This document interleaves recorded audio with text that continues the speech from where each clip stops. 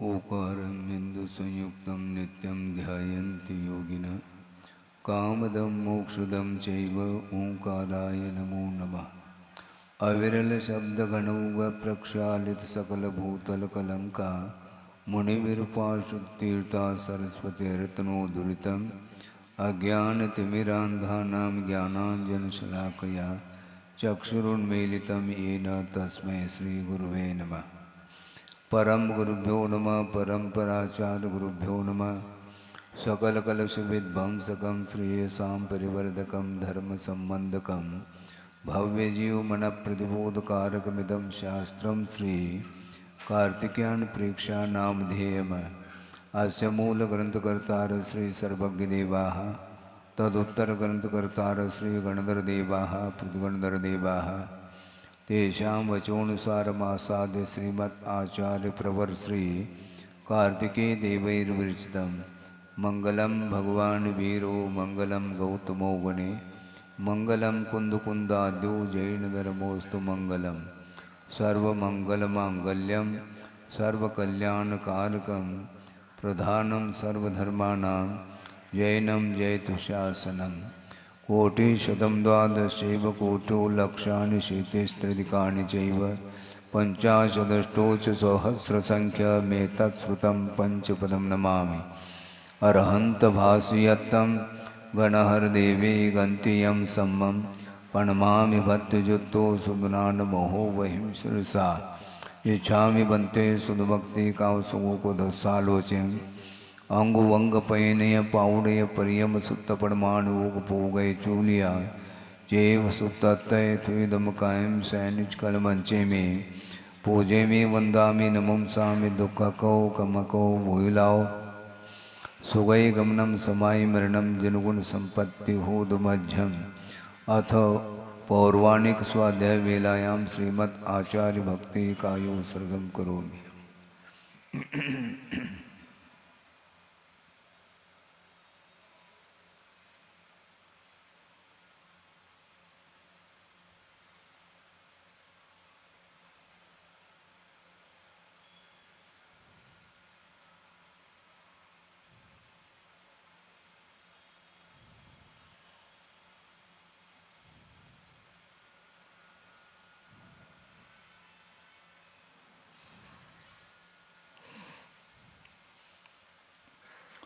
श्रुतजलधिपारगेभ्य स्वपरमत विभावना पटुमतेभ्य सुचरितपूर्णदेभ्यो नमो गुरुभ्यो गुणगुरुभ्य। छत्तीस गुण समज्ञे पंचमे आचार्य कर्ण संदर्शे शिष्यानुग्रह कुशले धम्मायिरे सदा वंदे गुरुभक्ति संयमेन तरन्ति संसार सायरं घोरं छिन्नन्ति अट्टकं मम जन्मन मरणं न पावन्ति ये नित्यमृतमन्त्रोम निरता ध्यानाग्निहोत्राकुला षट्कर्मा विरतास्तपो धनधना साधुक्रिया साधव शीलप्रावरणा गुणप्रहरणा चन्द्रार्कतेजोदिकाः मोक्षद्वारकपाटपाटनवटाः प्रीणन्तु मां साधव गुरुवः पान्तु नो नित्यं ज्ञानदर्शननायकाः चारित्राणवगम्भीरा मोक्षमार्गोपदेशकाः। इच्छामि बन्ते आयुर्वते कांसको दोस्सालोचयं सम्मनान समुदं सनसं त्रिजुत्तानं पंचव्याचाराणाम् आयुर्यानम् आयारादि स्मरानुपदेशयानम् उवज्झायानं तिरयनुगुणपालयानं सौसानं सैनिचकलमंचे में पूजे में वंदामि नमं सामि दुःखको कमको भूलाओ सुगय गमनम समाय मरणम जनगुण संपत्ति होद मध्यम। तिहुवनतिलयं देवं वन्दिता तिहुर्निन्दपरिपूज्यं वोच्छम् अनुपेहावो भवीयजनानन्दजननी वो।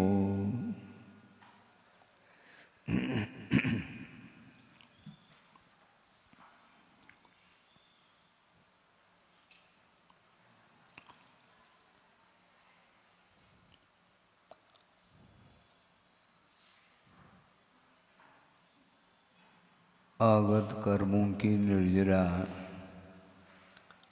दो तरह से होती है। निर्जरा का अर्थ ये है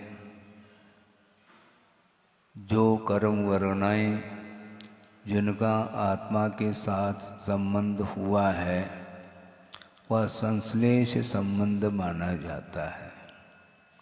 संबंध भी कई तरह के होते हैं। पृथकभूत पदार्थ के साथ संबंध होता है, जैसे आप लोग पारिवारिक संबंध बोलते हैं। सब अलग अलग बैठे हैं, पृथक पृथक बैठे हैं, इसके बाद भी संबंध जुड़ा हुआ है। पिता पुत्र है, पति पत्नी है, माता पिता है, ये सारे के सारे एक दूसरे में घुले मिले हैं क्या?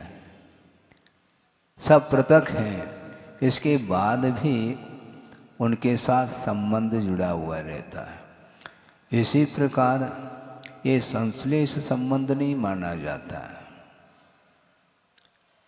आप वस्त्र पहने हैं, इसका संबंध जो हुआ है वह संश्लेष नहीं, संश्लेष संबंध उसको बोलते हैं। हालांकि वह दो तत्व के साथ संबंध हुआ है, इसलिए वह संश्लेष माना जाता है। जैसे समझने के लिए एक गिलास है, उसमें लगभग आधा गिलास आपने दूध डाला है और 1/4 समझ लो वह पानी डाला है। तो उन दोनों का जो सम्मिश्रण हुआ है वह संश्लेष माना जाता है। अब उसमें से चम्मच से आप दूध को अथवा पानी को पृथक नहीं कर पाएंगे। इसको संश्लेष संबंध की संज्ञा दी है। इसी प्रकार कर्म वर्णाएं कर्म के रूप में परिणत होकर के इनका जो आत्मा के साथ संबंध हुआ है वह संश्लेष संबंध माना जाता है। और संबंध के बिना वह संसार बनता ही नहीं है। संयोग के बिना संसार बनता नहीं है। इसलिए आगत कर्म जो हैं उनकी निर्जरा होती है। राग द्वेषादिक परिणामों के माध्यम से जिनका आत्मा के साथ संश्लेष संबंध हुआ है, उन कर्मों की निर्जरा दो तरह से होती है। एक तो बिना किसी निमित्त के समय पर आकर के उनकी निर्जरा हो जाती है, उनका क्षय हो जाता है। एक देश क्षय का नाम ही निर्जरा कहा है। और वह निर्जरा दो तरह की इसलिए है, एक तो तप के माध्यम से, संकल्प के माध्यम से, संयम आदि के माध्यम से उनकी जो निर्जरा होती है वह निर्जरा ही मोक्ष मार्ग में सहायक सिद्ध हुआ करती है। और आश्रव पूर्वक जो निर्जरा होती है उस निर्जरा से कोई भी प्रयोजन सिद्ध नहीं होने वाला, क्योंकि एक तरफ से आश्रव भी हो रहा है और आश्रवित द्रव्य समय पा करके वह निर्जरित भी हो रहा है। इसलिए ये घटियंत्र की भांति ये निर्जरा मोक्ष मार्ग में इसका कोई हाथ नहीं है। तो निर्जरा करने के लिए आचार्य कहते हैं संवर पूर्वक करो तप प्राणी, ऐसा कहा। मिले मुक्ति रानी, ये बोलते हैं आप लोग हैं। पहले आश्रव का निरोध करना है, उसके बाद आश्रवित द्रव्य की निर्जरा, उसके लिए साधन अलग है। पहले संवर करो, फिर बाद में निर्जरा। निर्जरा अनुप्रेक्षा भी आने वाली है आगे, संवर अनुप्रेक्षा भी है। अभी आश्रव अनुप्रेक्षा का अभी प्रकरण आया नहीं। अभी तो अनित्य क्या है नित्य क्या है इसको समझाने के लिए 1 महीना निकल गया। अभी भी नित्य के प्रति अनित्य के प्रति क्या श्रद्धा नहीं किसका, वो भगवान ही जाने। भयंकर रूप है संसार का। मतलब बार बार समझाने के बावजूद भी मन वहीं पर जाता है। इसी को बोलते हैं स्वभाव, इसी को बोलते हैं। और स्वभाव में परिवर्तन लाने के लिए सारा सारा पुरुषार्थ है। फिर कैसे करें महाराज पुरुषार्थ? जैसे अभी कर रहे हैं वैसा न कर रहे हैं। इतना तो कहा जा सकता है। महाराज हम कर नहीं रहे हैं क्या? मैं नहीं कह रहा हूँ, क्योंकि आपके द्वारा ही कहा जा रहा है कि महाराज विशुद्धि कैसे बढ़ाएं, तो इसका अर्थ अभी बढ़ नहीं रही है, तो क्लियर कट है। यदि बढ़ नहीं रही है तो या तो घट रही है, तो बिना कारण के थोड़ी घटती। वो घटने के लिए निश्चित रूप से विपरीत साधनों का हम आलम्बन लेते हैं, तो निश्चित रूप से कर्मों का आश्रय होगा, विशुद्धि घटेगी, संक्लेश बढ़ेगा। और संक्लेश जो बढ़ता है वह निश्चित रूप से, इसमें कोई दो राय नहीं है कि बिना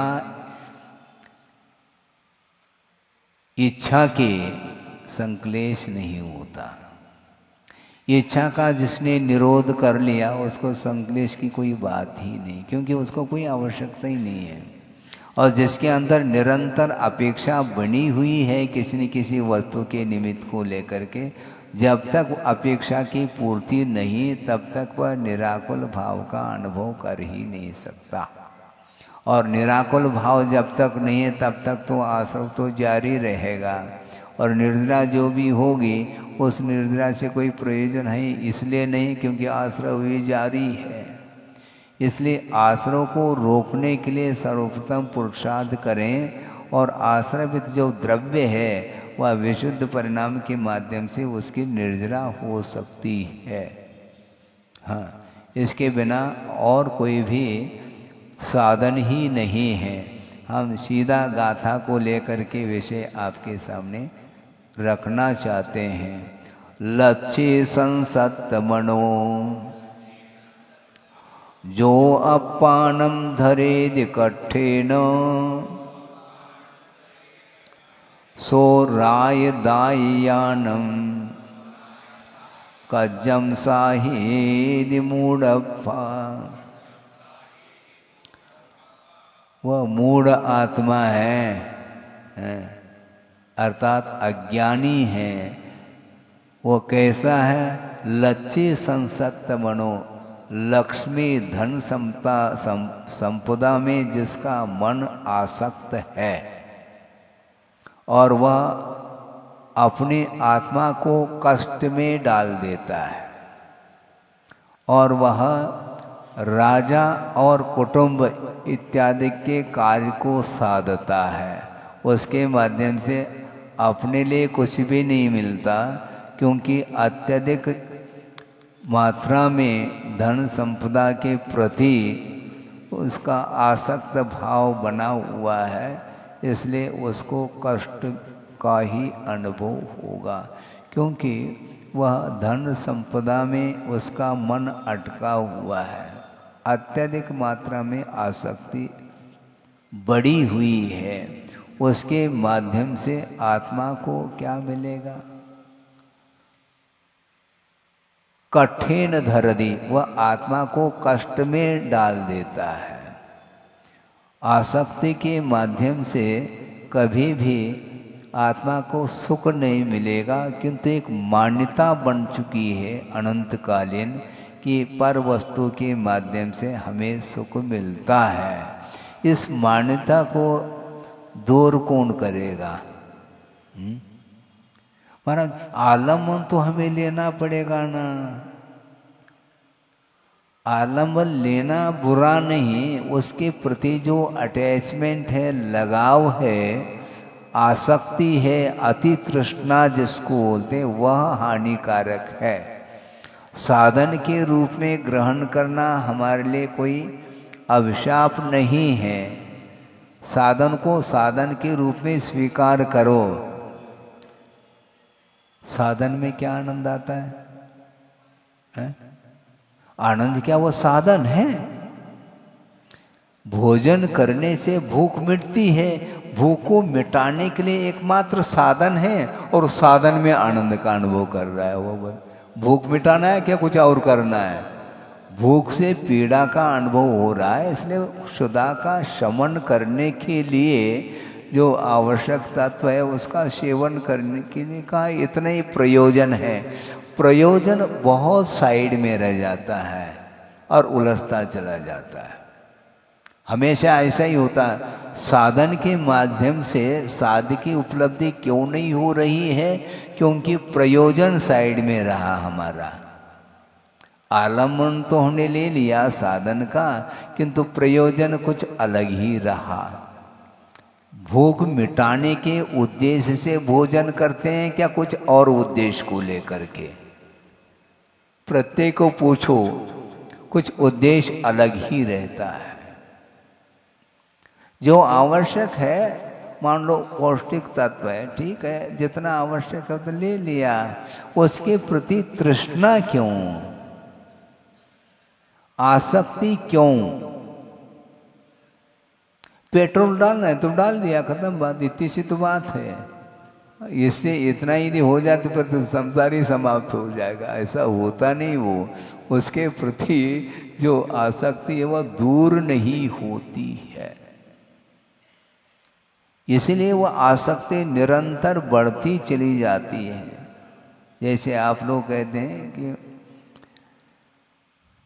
जैसे पावक में घी डाला, पावक अर्थात अग्नि है, उसमें घी डाल दिया तो वह अब अग्नि बुझेगी नहीं। फिर कैसे बुझेगी महाराज? वो ईंधन जला रही वो अग्नि, ईंधन डालो नहीं तो अग्नि बुझ जाएगी। अत्रणे पतित वन्नी स्वयमेव विलीयते, ऐसा कर स्वयं ही वह बुझ जाएगी। समय समय पर उसके ईंधन डालते चले जाओ तो पुनः उद्दीप्त होती चली जाती। ऐसा लगता है कि बिल्कुल अग्नि बुझने को है और उसी समय आपने डाल दिया ईंधन। इसलिए आचार्यों ने जो इंद्रिय सुख है उसके लिए क्या कहा है मालूम है? मोह दाव वन्नेर महेंद्रनम कहा। मोह रूपी दावाग्नि को उद्दीप्त करने के लिए वह पंचेंद्रिय संबंधी जो विशेष सुख है वह ईंधन का काम करता है। महेंद्रनम, बहुत बड़ा ईंधन का काम कर रहा है। हाँ, अक्ष सौख्यम, इंद्रियों के माध्यम से उत्पन्न होने वाला जो सुख है वह मोह रूपी दावाग्नि को प्रज्वलित करने के लिए महान ईंधन का काम करता है। मोह को मिटाना चाहो, हो तो बोल देते हैं मोह को मिटाना चाहते हैं, तो ईंधन डालते क्यों जा रहे हैं आप? है मोह रूपी अग्नि यदि प्रज्वलित होगी तो पंचेंद्र के विषयों के माध्यम से वह मोह और प्रज्वलित होती चली जाएगी। उल्टा काम करता है संसारी प्राणी, सीधा नहीं करता वो।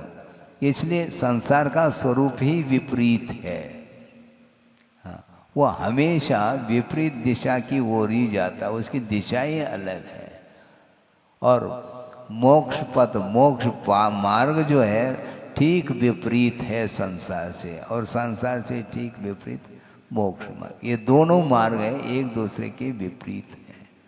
और संसार से ऊपर उठना तो चाहते हैं, किंतु सांसारिक जो सामग्री है उसको और बटोरते चले जा रहे हैं हम। आसक्ति कम नहीं हो रही, और की जो भूख है, उस भूख को जब तक आप शांत नहीं करेंगे तब तक कभी भी विकास की बात संभव ही नहीं। इसलिए लक्ष्य संसक्त मनो, संपदा में जिसका मन आसक्त हुआ है वही व्यक्ति आत्मा को कष्ट दे रहा है, स्वयं ही कष्ट दे रहा है। दूसरा देता है ऐसा बोलता है, ये विपरीत मान्यता है। सुख में भी विपरीत मान्यता है, जो दुख उत्पन्न हो रहा है उसमें भी विपरीत मान्यता है। तो संसारी प्राणी के हमेशा विपरीत ही मान्यता होती चली जाती है। दुख उत्पन्न होता है तो इसने मुझे दुख दिया है, और सुख उत्पन्न होता है तो मैंने कमाया है, मैंने पुरुषार्थ किया है, इसमें दूसरे का कोई हाथ नहीं। और दुख हो गया तो बस इसने मुझे ऐसा किया। सिर औरण के धरता वाली बात है, स्वयं करता है और दूसरे के ऊपर आरोपित। ये सब क्या है? इसलिए आसक्ति को कम करो, नहीं है तो तुम्हारे लिए कुछ नहीं मिलने वाला है। संपदा मिल जाती है किंतु वह स्वयं चला जाता है। जिसने संपदा को आसक्ति के साथ उसका संग्रह किया था, किंतु उसके काम में वह संपदा नहीं आ पाती, या तो कुटुंबी लोग उसको बांट करके खा पी लेंगे, या तो कोई परिवार के कोई सदस्य नहीं है, वह संपत्ति गवर्नमेंट की होगी, राजा की संपत्ति होगी। इसलिए राय दायानम कज्जम साहिदी ऐसा कह रहे हैं। राजा के कार्य को वह करके दे रहा है, अथवा कुटुंबी जनों के लिए वह दे रहा है, उनके कार्य को करके दे रहा है, स्वयं का कुछ भी नहीं होता उसमें। जीवन पूरा का पूरा दूसरे के लिए किया और मिला स्वयं के लिए कुछ भी नहीं है। ये किसका परिणाम है? आसक्ति का ये परिणाम है। इसलिए जितना आवश्यक है उतना आप ग्रहण करके आगे बढ़ो। कर्मों की निर्जरा करना चाहते हैं तो आश्रव को पहले रोकना अनिवार्य है, वो रुक नहीं, और संबंध और जोड़ता जोड़ता जोड़ता चला जाता है।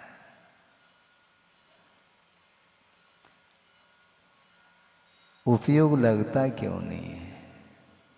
कहीं न कहीं लगा तो है, जहां लगना चाहिए वहां पर उपयोग लग ही नहीं पा रहा है।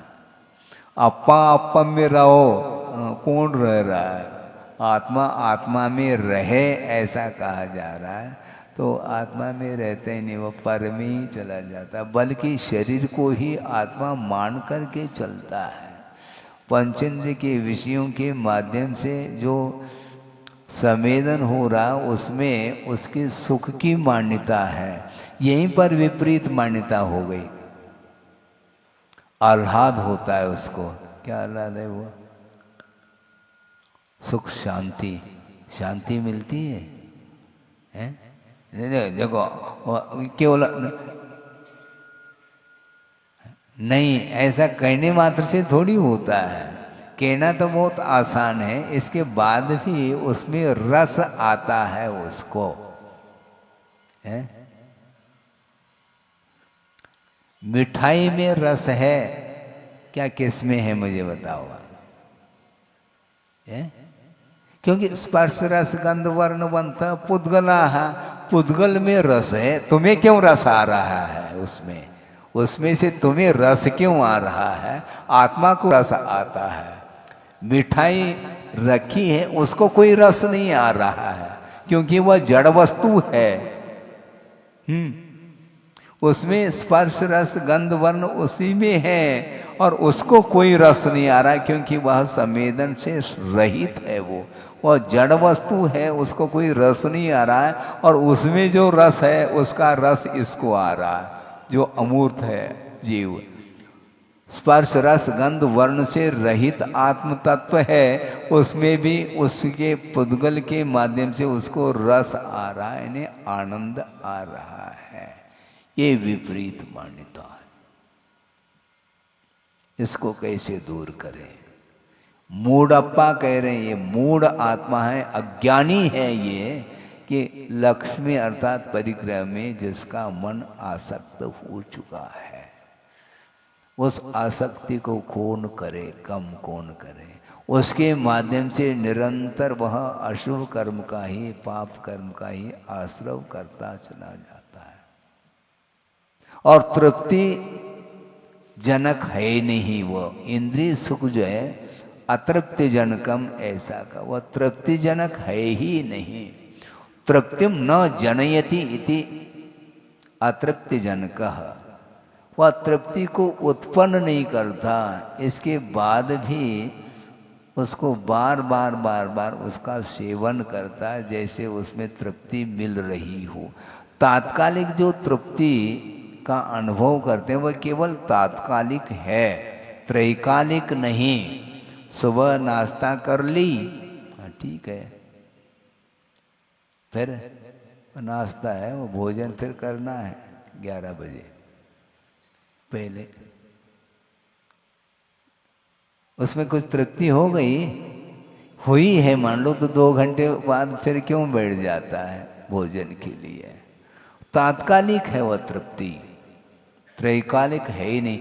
भोजन कर लिया और पुनः वापिस 2-3 घंटे व्यतीत हो गए तो पुनः वापिस भूख लग आई, पुनः देव।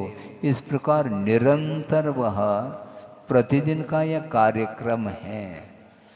मान लो कोई 80-90 साल का हो गया है तो वह कितने बोरे गेहूं, चना, चावल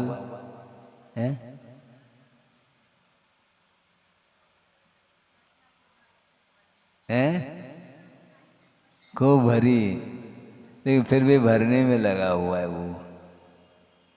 80-90 साल में ट्रक के ट्रक अंदर पहुंच गया और निकल गया, खत्म। इसके अलावा हुआ क्या? और फिर भी उसमें आनंद और आ रहा है, विपरीत और मान्यता। नमक एक बार में तो थोड़ा, एक चुटक, लेकिन जिंदगी भर कितना खाया, कितने किलो, लेकिन एक साथ नहीं खा सकता नमक, 1-8 किलो नहीं खा सकता वो। लेकिन इस प्रकार वह करता रहता है। इन्हें पांचों इंद्रियों के वशभूत जो होता है उसकी यही दशा होगी।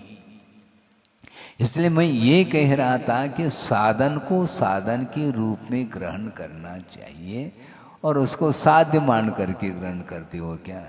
तो साधन है तो जितना आवश्यक उतना ले लिया, उसमें आनंद नहीं आना चाहिए। साधन में क्या आनंद है? भूख मिटाना था, मुठ मिटाने के लिए ले लिया, बस हो गया। नहीं, उसमें आनंद आ रहा है।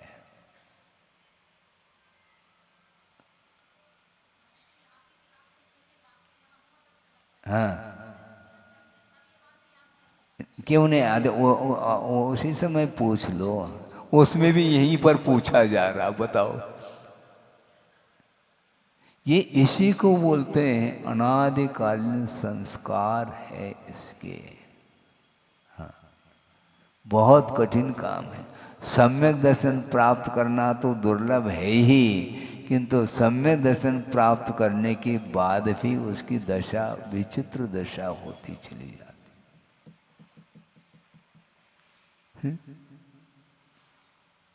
उसमें क्या आनंद है, भयंकर रूप है ये।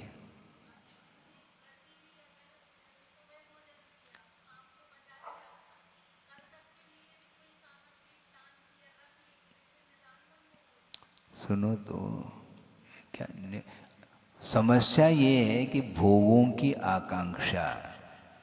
हाँ, निदान का अर्थ खोल दो थोड़ा ताकि हम और खोल लें। वस्तुतः निदान बोलते ही किसको?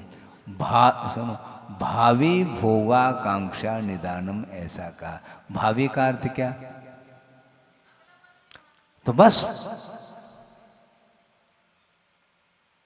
भोगों की आकांक्षा, भोगाकांक्षा निदानम, यही ये जो आकांक्षा है यह निकांक्षित अंग से ठीक विपरीत चला जाता है। ये आकांक्षा से रहित होना ये निकांक्षित अंग माना जाता है। आवश्यक है उसको रखना, ये अलग वस्तु। इसलिए गृहस्थ जो है वह आर्ध ध्यान की भूमिका, रौद्र ध्यान की भूमिका से ऊपर नहीं उठ सकता। श्रवण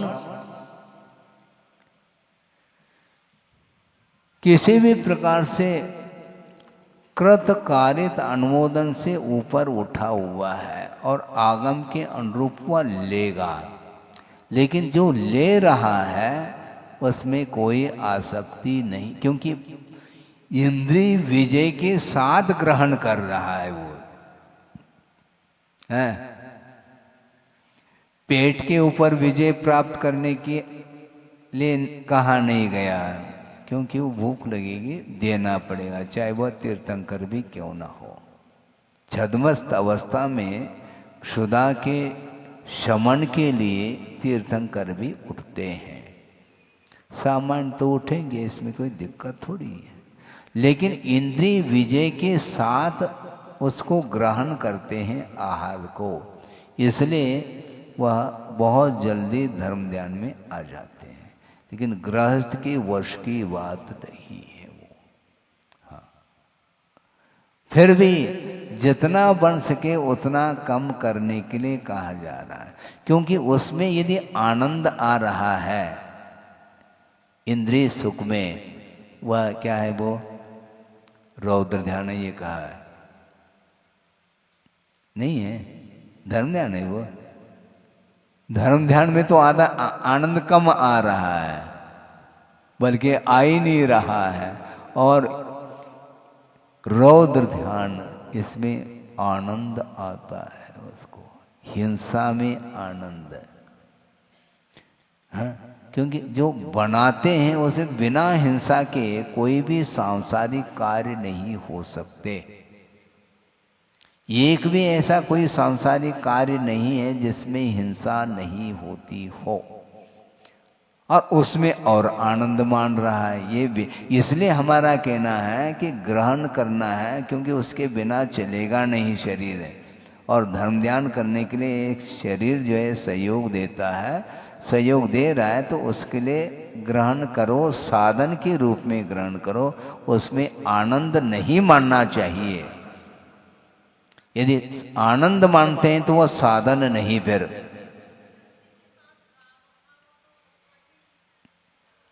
राग नहीं है, वो विरक्ति है, किंतु उसको ग्रहण करना पड़ रहा है, इसलिए आनंद नहीं मानता, ले लेता आ जाता है, इतना होता है, चाव से नहीं लेता वो। भगवान की भक्ति तो चाव से करो, चाव क्या बोलते, भाव भक्ति से, चाव शक्ति से ये करो। देवगुरु शास्त्र की आराधना अथवा पंच परमेष्टि की आराधना तो बिल्कुल उल्लास के साथ होना चाहिए, भाव विभोर हो करके करो। उसके माध्यम से साथ से पुण्य का ही मात्र संचय नहीं होता, किंतु उसके माध्यम से पूर्वबद्ध पाप कर्म की भी निर्जना होती है। इसलिए पाप कर्म की निर्जना को उद्देश्य बना करके वह भगवत भक्ति करता है, उसमें तो आनंद आना चाहिए, किंतु आहार लेना, इसमें लेना पड़ता है, फिर आनंद क्यों आ रहा है उसमें? आनंद तो नहीं आना चाहिए। लेने की इच्छा ठीक है, क्योंकि बिना इच्छा के तो ग्रहण होगा नहीं, लेकिन किसके लिए ग्रहण करना यह महत्वपूर्ण है। जो ग्रहण किया जा रहा है एकमात्र वह साधन है धर्म ध्यान के लिए, वह स्वयं धर्म ध्यान नहीं। कई बार हमने कहा है आहार ग्रहण करना धर्म ध्यान नहीं, धर्म ध्यान के लिए श्रवण लोग उसको ग्रहण करते हैं, आगम के अनुरूप ग्रहण करते हैं, और रसनेन्द्रिय के ऊपर विजय प्राप्त करते हुए वो उसको ग्रहण करते हैं। तो ऐसी स्थिति में ज़्यादा ग्रहण करने की इच्छा थोड़ी होगी उसकी। थोवम जी मैं है ये कहा है। कुंद स्वामी ने ये श्लोक गाथा दी है, शायद ये अष्टपाउंड की गाथा हो सकती है, मूलाक्षर में, ठीक है। भिक्कम चर वसरण्ये थोवम जीमय माँ बहुजम्पः दुक्कम सह जी निद्दा मित्ति भावेन सुट्ट वैरगम, ऐसी गाथा दी है। ये आज्ञापरक वचन का उन्होंने प्रयोग किया है। भिक्षावृत्ति रखो, यानी आगम के अनुरूप लेकर के आना। वसरण्य अरण्य में रहो, अब संभव नहीं आज, किंतु जिनके लिए संभव है उनके लिए भी ऑर्डर दिया जा रहा है, बिना ऑर्डर के काम चलता नहीं। तो मैं रहना चाहिए वन में, तो कोई रहता नहीं, रहो वहाँ पर। तो अब आदेश आ गया बाबा साहब का, अब तो पालन करो। आदेश के बिना कार्य होता नहीं है। हाँ, माँ बहु जंपा कह रहे हैं, वो ज्यादा बोलो नहीं, मौन रहो। थोवम जे में थोड़ा, ज्यादा नहीं। अयभत्त भोजनाए नहीं, अति मात्रा में भोजन नहीं, मात्रा मासी। माँ जो परोसती है वही शिशु का पालन पोषण कर सकती है। पिता के वश की बात नहीं, वो ज्यादा खिलाता है। किंतु माँ के पास विवेक है, माँ के पास स्नेह भी है, इसके बाद भी विवेक के साथ ही उस बालक का पालन पोषण करती है। इसी प्रकार मात्रा जो है ना मासी होनी चाहिए। गुरुदेव कह रहे हैं अति मात्रा नहीं है। हाँ, मासी। हाँ, मात्रा जो है ना ज्यादा नहीं। माँ जो परोसती है वह विवेक के साथ परोसती है, वह उसके अनुरूप ही मात्रा होनी चाहिए। क्वांटिटी प्लस क्वांटिटी दोनों को ध्यान में रखना चाहिए। क्वालिटी भी सुपर क्वालिटी और क्वांटिटी भी अच्छी मात्रा में, तो गया फिर वो फिर रुग्ण हो जाएगा। जो एक बार भोजन लेता है वह योगी माना जाता है, जो 2 बार लेता है वह भोगी माना जाता है, जो बार बार लेता है वह रोगी माना जाता है। हॉस्पिटल जाओ पूर्णायु, भाग्योदय जाओ, बार बार क्यों लेते हो हैं? ही इसीलिए इसमें आनंद क्यों मानते हो? विषय सेवन में हिंसा हो रही है, पाप हो रहा है, तो पाप के कार्य में आनंद आना यही तो रौद्र ध्यान है। इसलिए श्रवण लेते हैं किंतु उस भोजन को वह साधन मान करके ले रहे हैं, इसलिए इंद्रिय विजय के साथ लेते हैं। हाँ, इसलिए आश्रव से मुक्त हो जाते हैं। कर्मों की निर्जरा लेते एक ऐलक है पंचम गुणस्थानवर्ती है, जिसके पास परिग्रह के रूप में एक लंगोट है, इसके अलावा कुछ है ही नहीं। पीछे का मुंडो उपकरण है और वह सामायिक कर रहा है। आप सुन रहे हैं?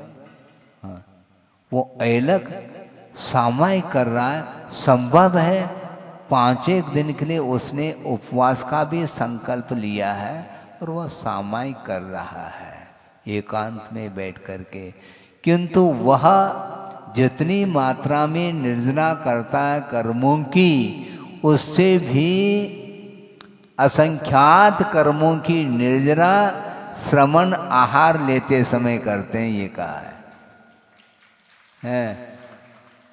तो हम भी ले लें, मगर तुम ले नहीं सकोगे, ध्यान रखो।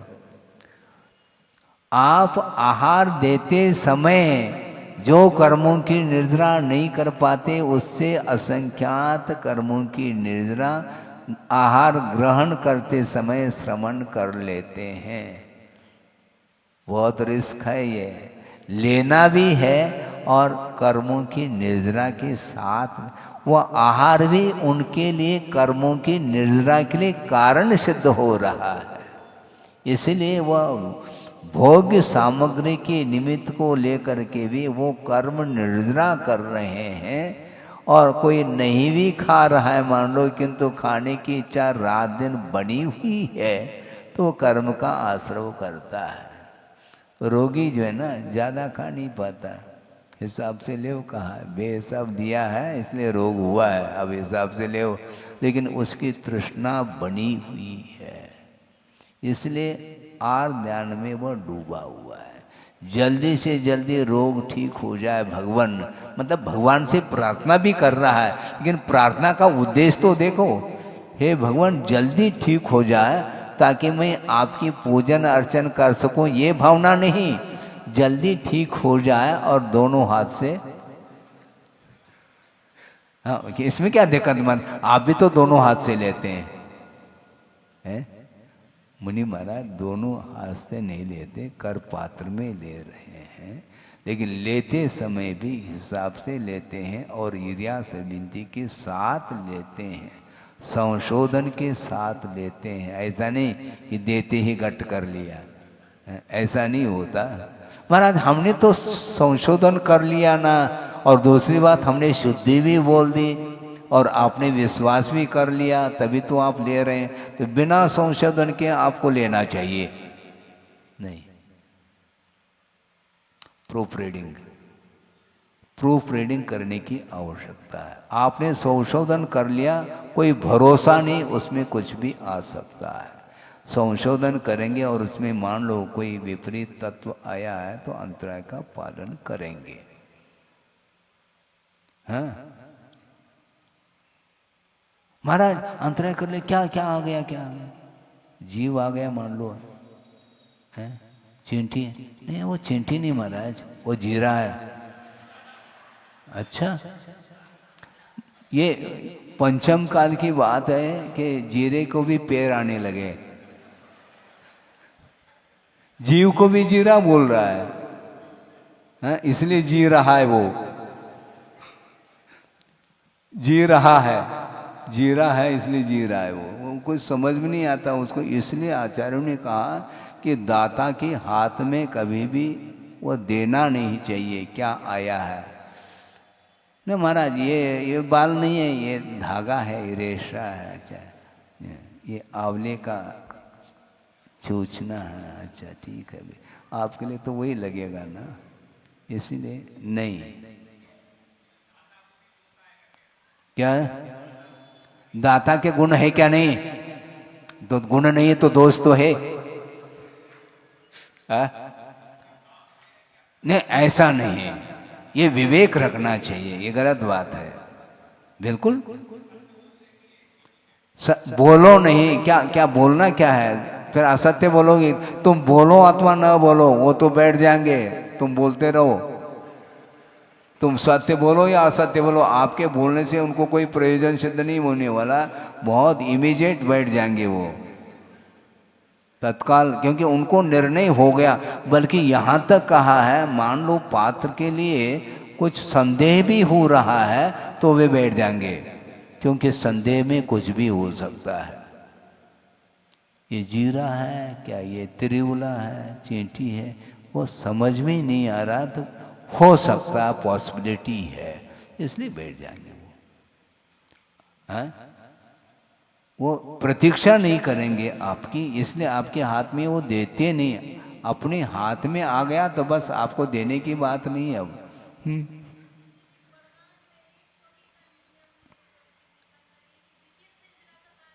क्यों नहीं? हाँ है ही, हाँ बिल्कुल, वृत्ति पर संख्यान आदि आदि ये सब उसी में आ जाते हैं, ये सब विशेष तप माना जाता है।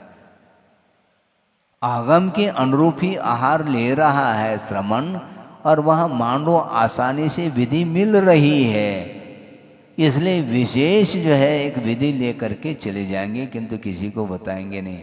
महाराज आपने कौन सी विधि ली थी? जहां आर हुआ वही विधि ली थी।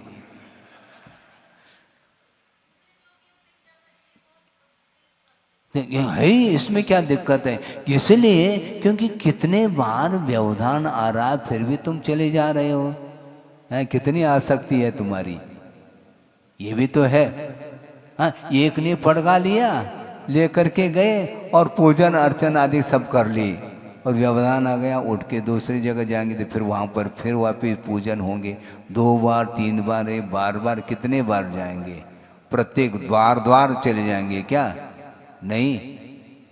इसलिए जिसकी क्षमता है वह इस प्रकार का भी संकल्प ले लेता है कि एक ही चौकी का नियम है। मान लो उपवास कर लिया और दूसरे दिन पारना के लिए गए और पड़गान के समय पर ही व्यवधान उपस्थित हो गया और दाता के पैर के नीचे चींटी आ गई। गाड़ी रिवर्स चले जाएंगे, वो अंतराय हो जाएगा, अलाभ हो गया कि एक ही चौके का नियम है।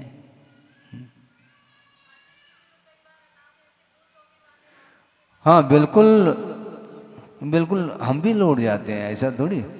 हाँ बिल्कुल, हाँ, क्योंकि ये इतना कोई डिस्टेंस नहीं है बीच में। अलग अलग चौके वाले हैं लेकिन बिल्कुल सट करके खड़े हैं, हमें ज्ञात ही नहीं कि कौन सा चौका इनका इनका कौन सा, बीच में खड़े हो गए और दोनों ने पड़गान कर ली और ले रहे महाराज इधर महाराज इधर, तो महाराज इधर निकल गए। किधर जाएंगे हैं, क्योंकि संघर्ष होने लगा दो के बीच में। महाराज हमने पड़गाया, वो कहता महाराज हमने पड़गाया। भैया तुमने दोनों ने पड़गाया, इसलिए वापस लौट रहे हैं। इसलिए पृथक पृथक रहना चाहिए। ये व्यवधान आते हैं, हम क्या कर सकते हैं, उसमें कुछ बोल भी नहीं सकते हैं। इसलिए मौन रूप से एक ही रास्ता है कि लौटो, गाड़ी रिवर्स ले बस। तो इसीलिए श्रवण, ऐलक महाराज 5-5 मान लो 10-10 उपवास लेकर के संकल्प पूर्वक तप कर रहा है और सामायिक कर रहा है अथवा स्वाध्याय आदि में लीन है। इसके उपरांत भी उससे भी असंख्यात कर्मों की निर्जरा श्रवण आहार लेते समय कर रहे हैं। इसको बोलते हैं महाव्रत, इंद्रिय विजय। इसलिए उसमें आनंद नहीं आता आहार लेने में। देने में तो आनंद आ सकता है क्योंकि आप धर्म ध्यान कर रहे हैं और जो आहार ले रहा है उस समय आहार ध्यान की भूमिका में आता है। आहार संज्ञा है तो वहाँ पर तो ग्रहण करने का भाव है, इसलिए वह धर्म ध्यान नहीं और देने वाले का धर्म ध्यान हो रहा है, इसलिए उसको आनंद आ जाए, कोई बाधा नहीं। किंतु लेने वाले को भी आनंद आने लग गया मान लो तो ठीक है, फिर तो है घाटे का सौदा है।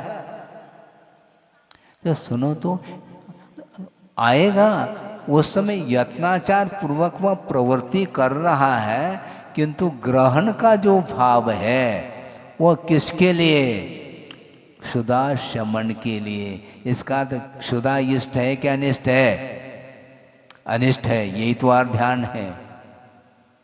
और उसका शमन करने के लिए वह ग्रहण कर रहा है, ये भी आर ध्यान है। अब वह धर्म ध्यान के लिए कर रहा है इसलिए वह क्षम्य है। आर ध्यान की जो क्वालिटी है वह क्वालिटी में अंतर आ जाएगा। गृहस्थ का आर ध्यान, अनुवृत्ति का आर ध्यान, महावृत्ति का आर ध्यान अथवा मिथ्या दृष्टि का आर ध्यान, इन सब में आर ध्यान में अंतर है। किंतु आर ध्यान ही बोलेंगे उसको धर्म ध्यान नहीं कह सकते।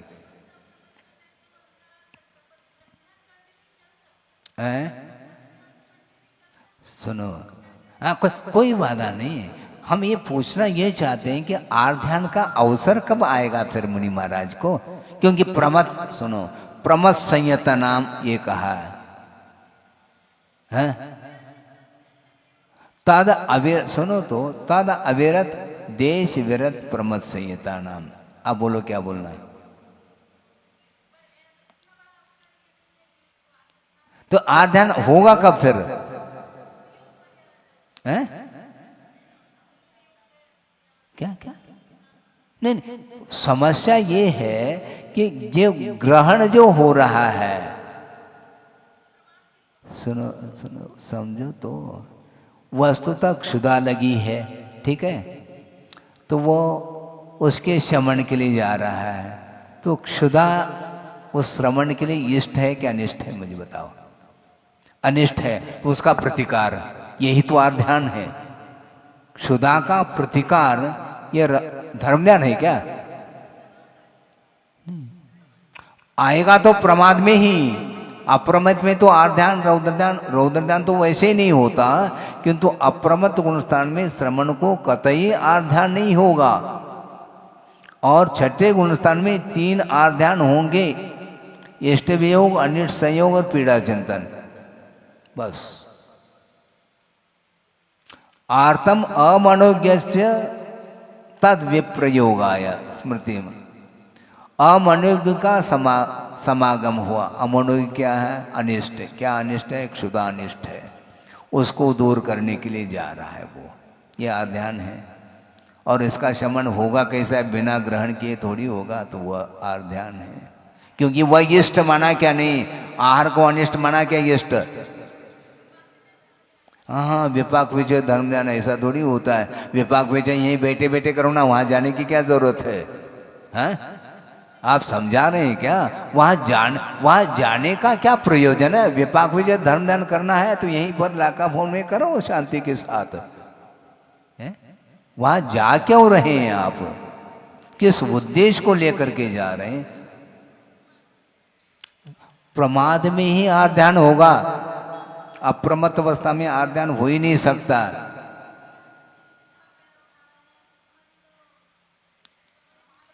सुनो तो वस्तुतः अयत्नाचार पूर्वक प्रवृत्ति होती है तो वह हिंसा है।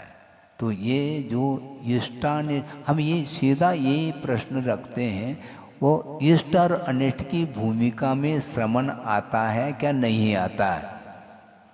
या तो इष्टानिष्ट की परिकल्पना से ऊपर हमेशा उठा हुआ है, तो हमेशा सप्तम गुण स्थान में ही रहना चाहिए उसको।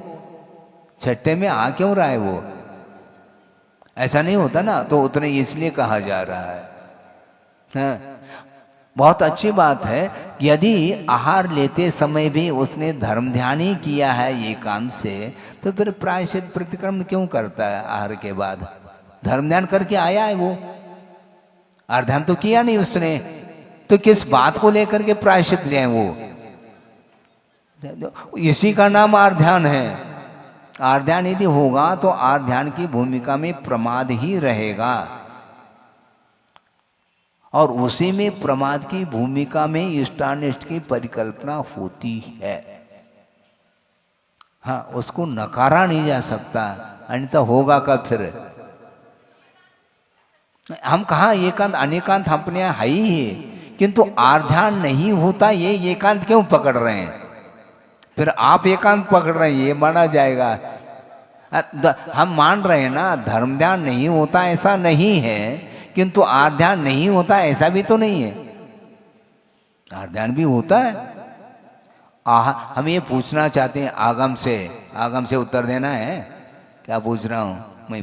पूछ रहा हूं, ऐसा कौन से आगम में लिखा है कि आहार संज्ञा के द्वारा धर्म ध्यान होता है? आहार संज्ञा क्या? कोई भी महाराज हो, आहार संज्ञा, ये चारों संज्ञाएं पाप प्रद है, ऐसा कुंद कुंद देव कह रहे हैं। गाता तो याद है आपको, सन्नाओ तिलेसा, बस हिंदी वस्ताएं अतरुद्धानी आध्यान होगा वहां पर। वो अलग नहीं है।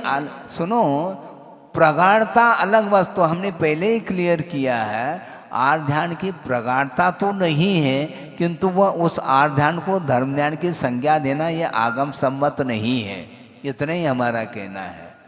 हाँ, थोम जे मैं ये क्यों कहा जा रहा है? अरे धर्म ध्यान के लिए ले रहे पर्याप्त लो ना, क्या दिक्कत है? हाँ, अच्छा आराम से लो, एक बार ही तो लेना है महाराज। हाँ, एक ही बार तो ले रहे हैं, लेकिन 2 दिन का एक ही बार में लेंगे तो क्या होगा? 2 दिन का क्यों? अलग चीज नहीं। सुनो, वस्तुतः भूमिका के अनुरूप आहार ध्यान होता है। आहार ध्यान का निषेध नहीं कर पाएंगे आप।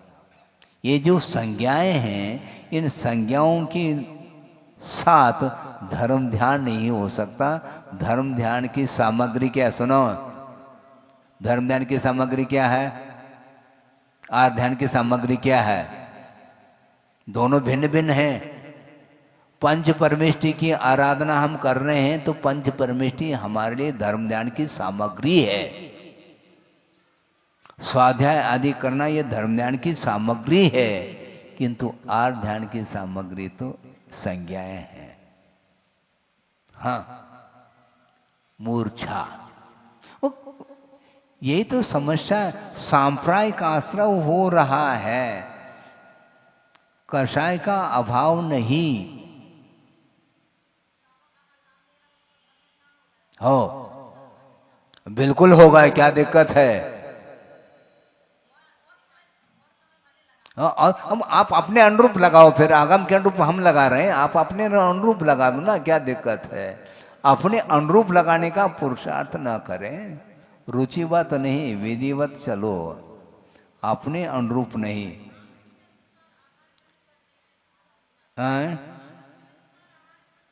सुनो, आगम के अनुरूप ही ग्रहण कर रहा है, इसलिए आर्ध ध्यान की मात्रा कम हुई है, लेकिन आर्ध ध्यान तो होगा। सुनो, आज्ञा विषय धर्म ध्यान अलग है। जिनेंद्र भगवान की आज्ञा है ना, मैं मान रहा हूं, तो जिनेंद्र भगवान की आज्ञा का क्या वो उल्लंघन कर रहा है? क्या उल्लंघन नहीं, किंतु सम्यक बहुत अच्छा है। फिर गृहस्थ की भूमिका में भी आज्ञा विषय धर्म ध्यान तो है, आज्ञा सम्यक तो है, और सम्यक दर्शन जो है ना 66 सागर तक रहता है वो। फिर आर्ध ध्यान तो आना ही नहीं चाहिए उसको, क्योंकि आज्ञा सम्यक का पालन है। आर्ध ध्यान की भूमिका में क्यों आ रहा है वो? कह तो रहना, इसके लिए ज्यादा और समय दिया जाएगा कि वस्तुतः देखा जाए कि प्रमत्त संयता नाम ऐसा कहा, तद अविरत देश विरत प्रमत्त संयता नाम। वह आध्यान अविरत यानी पहले गुणस्थान से लेकर के चौथे गुणस्थान तक ये अविरत माना जाता है। उसके बाद देश विरत अर्थात पंचम गुणस्थान हो गया, उसके बाद प्रमत्त संयता नाम ऐसा सूत्र है।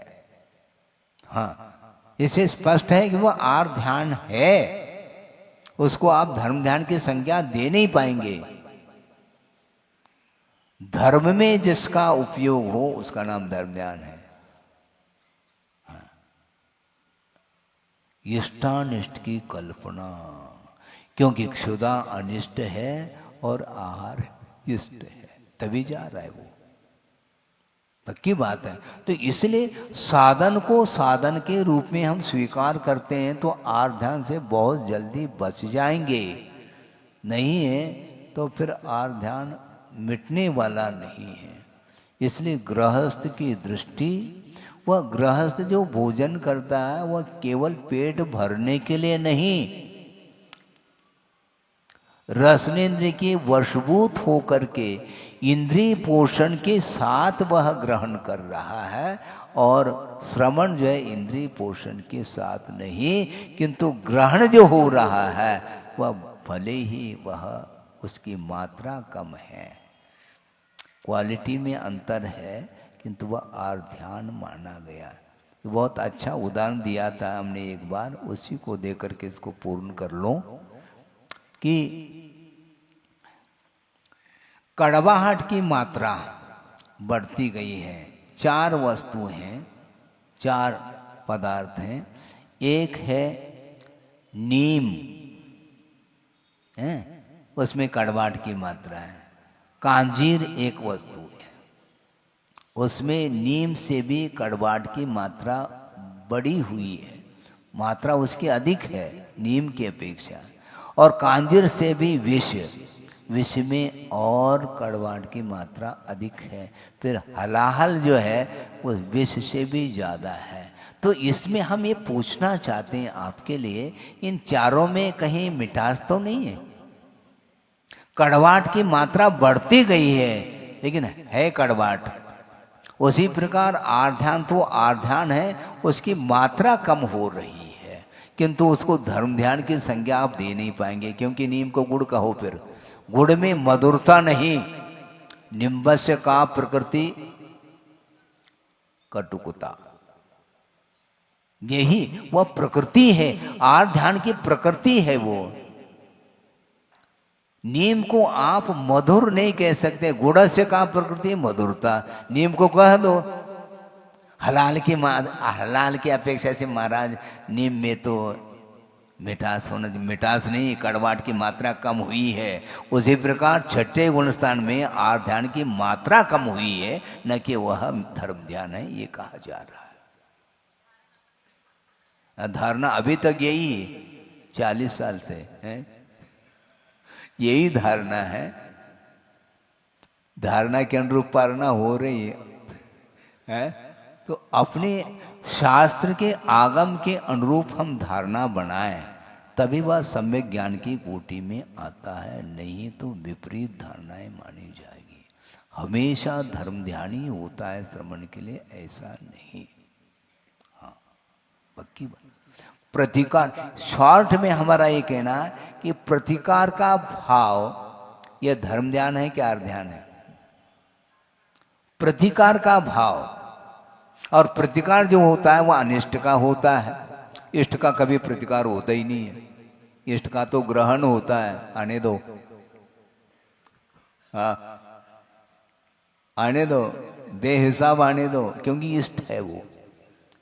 अनिष्ट का प्रतिकार होता है, इष्ट का कभी प्रतिकार होता ही नहीं है। धर्म ध्यान हमेशा धर्म में ही उसका उपयोग है, अन्य में नहीं। धर्म ध्यान का उपयोग अन्न में नहीं, अन्य में नहीं।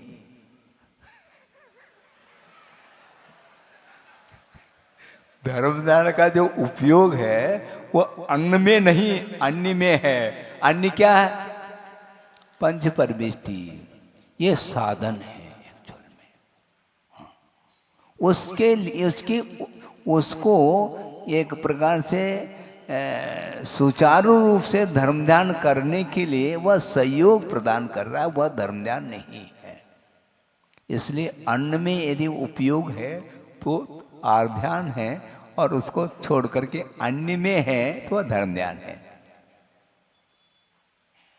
ये ठीक आ गया शॉर्ट में, परिभाषा समझ में। इसलिए कुल मिलाकर के हमारा ये कहना था, सुनो, इसलिए प्रतिकार मात्र आर्थ ध्यान है, और प्रतिकार का उल्टा क्या? ग्रहण, वह भी आर्थ ध्यान है। ग्रहण और प्रतिकार, इन दोनों से जब श्रवण ऊपर उठता है उस समय वह धर्म ध्यान कर रहा होता है। क्योंकि पूजन सामग्री और भोजन सामग्री में अंतर है क्या? नहीं, अब तो बोलो। पूजन सामग्री प्योर धर्म ध्यान के लिए कारण है, भोजन सामग्री, दोनों में कोई अंतर नहीं। गजब हो गया। तो अंतर है, इसी से स्पष्ट है वह धर्म ध्यान की सामग्री है, ये धर्म ध्यान की सामग्री नहीं। हाँ, धर्म ध्यान करने के लिए सहयोग प्रदान कर सकता है, ये स्वयं धर्म ध्यान नहीं है। इसलिए लक्ष्य संसक्त बनो, लक्ष्मी में आसक्त हुआ संसारी प्राणी वह आत्मा को कष्ट में डालता है, और वह उस संपदा को वह स्वयं में काम में नहीं आता। या तो कुटुंबीय लोग उसको ले जाएंगे अथवा राजा के हवाले हो जाएगा वह धन संपदा। इसलिए मूढ़ आत्मा ऐसा कहा जा रहा है। इस प्रकार मूढ़ता को छोड़ देना चाहिए। मोही प्राणी हमेशा इसी प्रकार विपरीत कार्य करता चला जाता है। इसलिए ये अनित्य भावना के प्रसंग में इसको रखा है। जब संपदा अनित्य है तो उसमें मूढ़ता क्यों हो रही है, उसमें मूढ़ क्यों हो रहा है? जब अनित्य भी है और उसमें मूढ़ हो रहा है, इसका तो वह अनित्य की परिकल्पना थोड़ी उसके अंदर है, वह नित्य मान रहा है। हाँ? इसलिए बार बार चिंतन करो। अभी तक धारणा यही रही आपकी है, प्रतिकार को आर्थ ध्यान मानेंगे और ग्रहण भाव को आर्थ ध्यान, इन दोनों से ऊपर उठेंगे तो वह निराकुल भाव है। और इस विषय में कोई तत्व चर्चा करना हो तो बाद में देखेंगे। बोधि समाधि परिणाम शुद्धि स्वात्मोपलब्धि शिव शोक सिद्धि चिंतामणिम चिंतित वस्तुदाने त्वा बंद मानस्य ममास्तुते। परम पूजाचार्य गुरुवर श्री विद्यासागर जी महाराज की जय। बोलिए आचार्य भगवंत गुरुदेव श्री समय सागर जी महामुनि राज्य की, समस्त मुनि संघ की, अब हम सभी लोग आचार्य श्री जी की महापूजन करेंगे। 10 मिनट और आप सभी लोग अपने स्थान पर ही बैठे रहेंगे, कोई भी अपने स्थान से खड़ा नहीं होगा। सभी से निवेदन, आचार्य श्री जी से करबद्ध हाथों से प्रार्थना है, कृपया मंचासीन होने की अनुकंपा करें।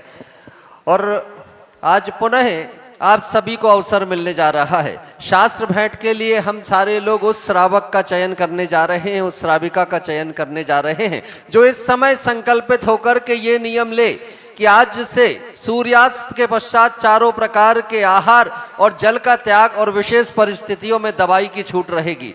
जो भी श्रावक श्राविका ये नियम लेकर के संकल्पित होंगे उन्हें शास्त्र प्रदान करने का सौभाग्य प्राप्त होगा।